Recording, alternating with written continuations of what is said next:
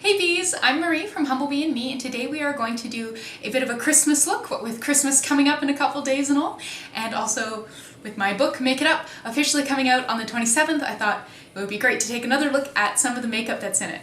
So I'm going to start this look with some of this, which is my Winter Light Argan Serum, and I recently made a video on how to make it, and I will link to that.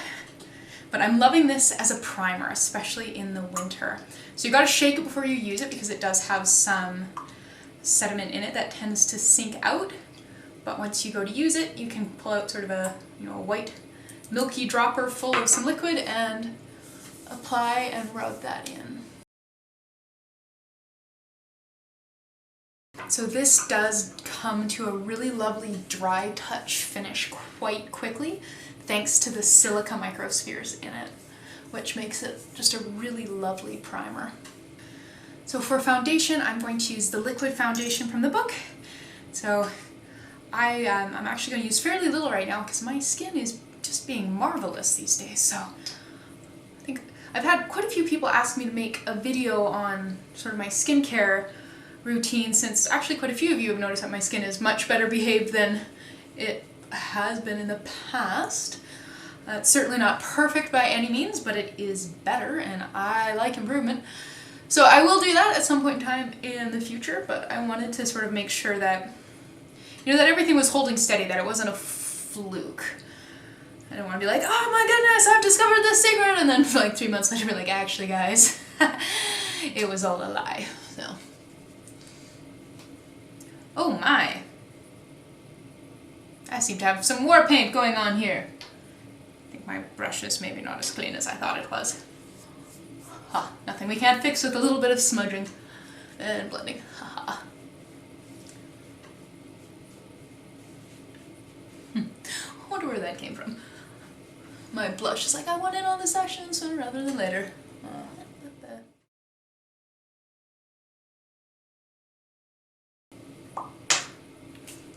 Okay.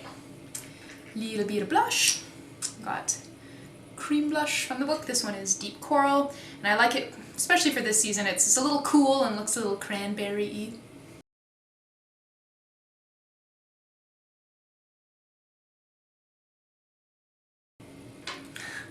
So for the highlight for this look, I'm actually going to use the eyeshadow that I will be using later on my eyes, which is this lovely gold one that I actually just smooshed up a couple days ago. The general gist of it is it's a lot of gold mica in the eyeshadow base from the book, so it'd be really easy for you to create yourself. So I'm just tapping some out through the sifter and into the lid, picking some up, tapping off any excess, and come along the brow bone here. No wait, that's my cheekbone. Brow bones are higher. I'm trying to keep it relatively toned down because I don't want it to be too yellow. I want it to catch the light and be golden, but I don't want it to be, jaundicey. Right, I'll probably go back in with some of that later, but I want to get moving on my eyes first so I can keep everything relatively balanced. So, eyebrow palette. I've been sort of mashing these two together lately. A little bit of this one, a little bit of this one. This is a double-ended brow brush from e.l.f. that I've been really liking lately.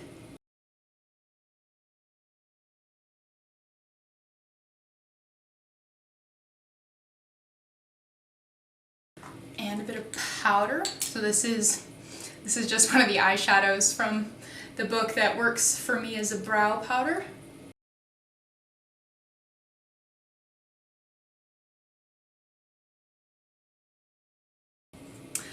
I've been finding I'm liking stronger brows in the winter, something about that sort of fair skin, strong brow look.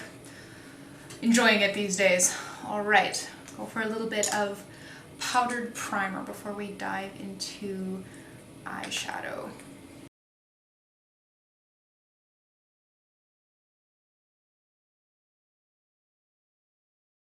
Here's the second part of the powdered eye primer. Just a sheer dusting powder that helps absorb oil. So for the eyes, we're going to be doing a gold look with a bit of a brown crease cut, and then I've got some sort of festive green eyeliner to pair with it. So we'll grab our gold eyeshadow again, and I have this brush from e.l.f. and it is just a nice, short, densely packed sort of C eye brush that I've been really enjoying for putting on eyeshadow. So I am just picking some up here, just kind of packing it into the brush, tap off any excess, and here we go.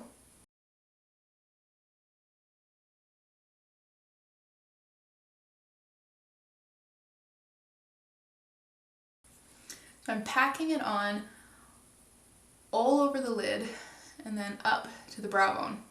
That one's actually my brow bone. So I made this a fairly low pigment gold eyeshadow. You could obviously add more pigment if you prefer, but I use mica to pigment this instead of iron oxide, so it'll really, really, really catch the light and be extra super shimmery, and that's more so what I wanted than a really, really like, hey, gold eyeshadow. I wanted more of like, ooh, shiny kind of effect.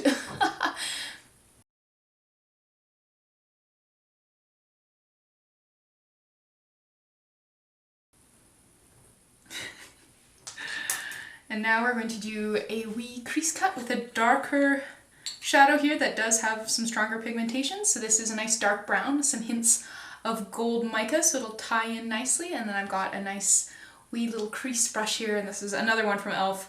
I think these ones with the white handles are only like 99 cents or like $1.99 per brush, which is insane. So, and they're actually, yeah, great little brushes. So if you need some brushes, highly recommended. I know they even have a full set of these little white handled ones for like, I don't know, like 20 bucks or something on the e.l.f. website. It's insanely affordable. I'm just gonna go in and blend that now.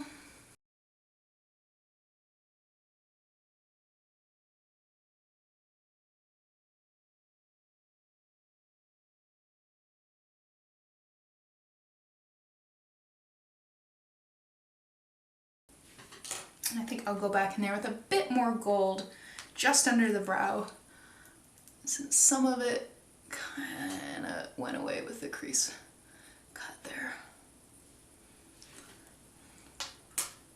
Shiny. And I'm going to go in there with a little bit more of that dusting powder to help set things. Especially in the crease, I find that's where my eye makeup kind of tends to just give up and mutiny the fastest. Eyeliner. This is a really nice greeny hue, sort of an emerald color that I quite like. So I'm just grabbing some here with an angled eyeliner brush from e.l.f. I love how it has this little crimp in it, makes it so much easier to apply. So, and I'm just going to start tight to the lash line here. And I'm widening it out a little bit.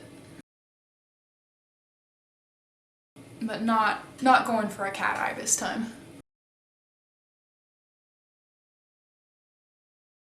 So there is one eye done and one eye to go.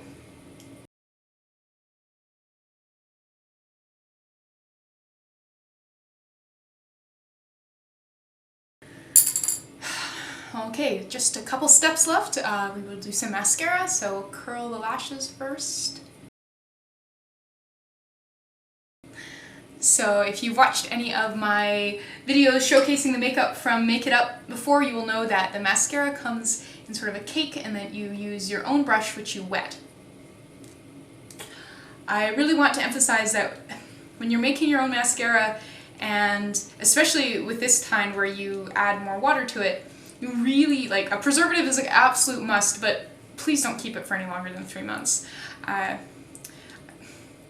It's just, every time we put a brush in makeup, there's a chance of sort of continued external added contamination, especially when that brush is wet. So just don't. Like, it's super cheap, it's really easy to make, and eye infections suck, so just err on the side of caution. I have never ever given myself an eye infection with my homemade cosmetics, but the possibility does exist, and I don't want anybody to be the first person to give themselves an eye infection with homemade mascara because they kept theirs for 2 years.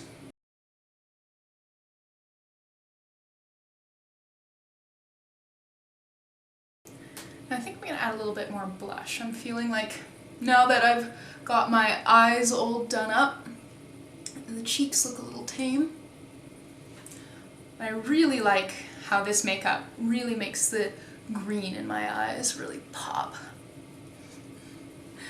Extra festive. My eyeballs are like Christmas trees.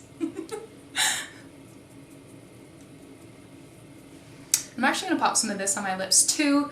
Mostly, like, I love a good strong lip, but I am headed out to dinner like right now, and I really want to eat sweet potato fries and probably like a veggie burger while I'm out, and I really don't want to have to baby my lipstick, so lip tint it is. And for one final festive touch, I'm gonna put a little bit of gold on top of that. So this here is a recipe I've been working on for a while. Haven't shared it on the blog yet, will eventually, but general gist of it is a lovely mica base shimmer highlight that dries to a nice dry powdery touch.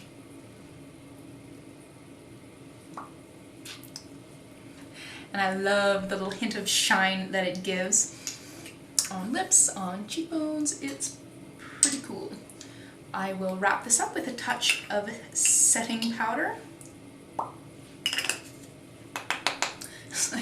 I do find I have a tendency to put way more powder in a sifter jar than the sifter jar can really handle, so it doesn't sift out very easily. So sometimes a little is necessary. Brush! This is another one from e.l.f. A small tapered brush.